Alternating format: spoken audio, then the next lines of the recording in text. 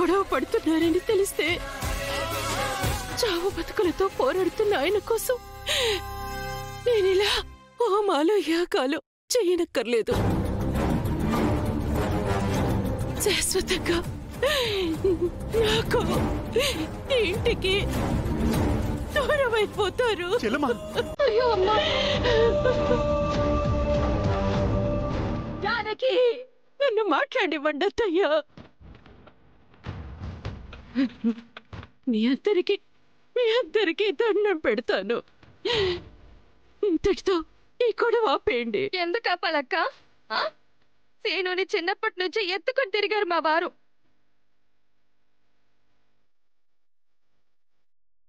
ఇప్పుడు ఆయన్నే కొట్టడానికి వచ్చాడు సీను.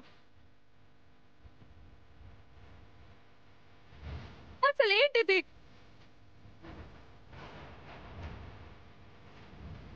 పార్వతి, నా మాట వింటావా? లేదక్క, నన్ను క్షమించు. నువ్వంటే నాకు గౌరవం ఉంది, కానీ ఈ ఇంట్లో నాకు గౌరవం దక్కట్లేదు. చిన్న పెద్ద చూసుకోకుండా చెయ్యి చేసుకుంటున్నారు. వీడు నా మీదే చెయ్యెత్తాడు.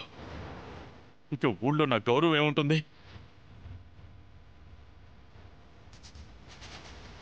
సీనయ్య, చిన్న మామయ్యకి క్షమాపణ చెప్పు. అది కాదు అత్తయ్య. అవన్నీ తర్వాత. ముందు చిన్న మామయ్యకి క్షమాపణ చెప్తావా లేదా?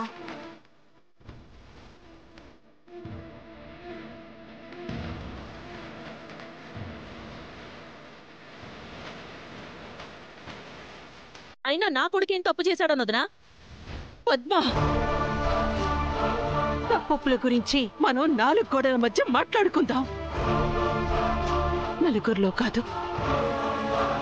అరే సీను, చిన్నమావకి క్షమాపణ చెప్పరా. క్షమాపణ అడగాల్సిందే నేను కాదు నాన్న, ఆ పెద్ద ఆవిడ.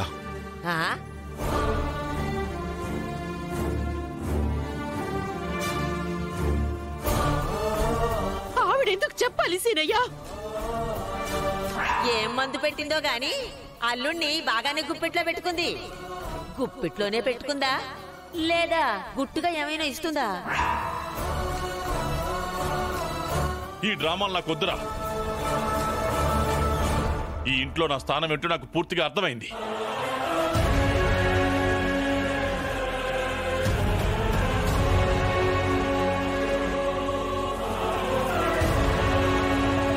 దారిలోకి వచ్చాడు. ఇదే అదునుగా వీళ్ళని ముక్కలు చేసి ఇచ్చి పెట్టానుగా. ఇదిలాగే కొనసాగితే వీళ్ళని బయటికి తీసుకెళ్ళిపోతాను.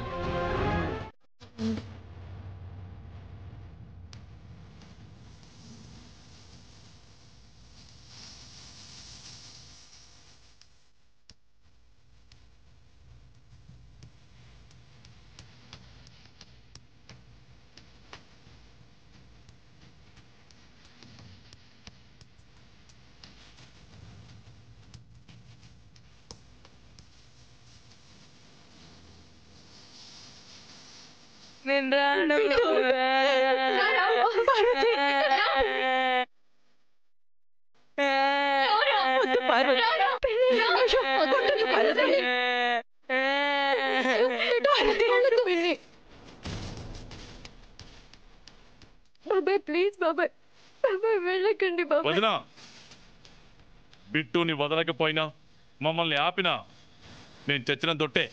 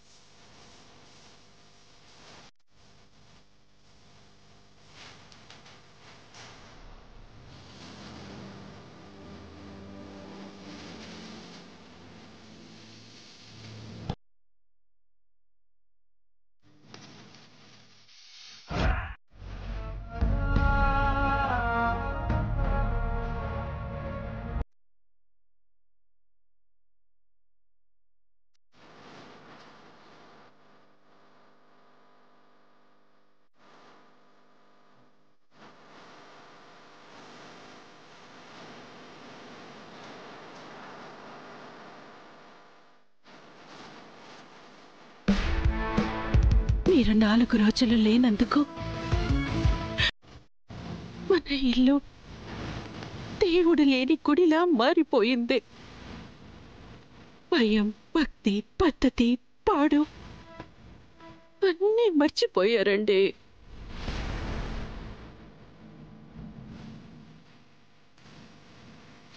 ప్రేమానురాగాలతో కట్టుకున్న మన ఇంట్లో ఏం జరుగుతుందో తెలియట్లేదు.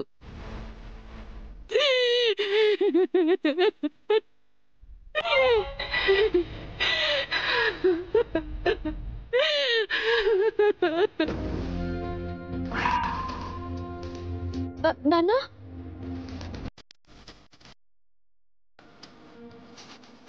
ఏమండి ఏమండి పెద్దనాన్న ఏమండి డాక్టర్ పెద్దనాన్న డాక్టర్ వెళ్ళి డాక్టర్ని తీసుకో.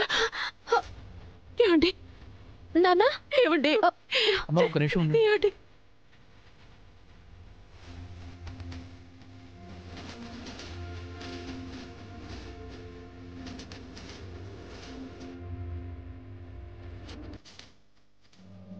రఘురామ్ గారు, రఘురామ్ గారు,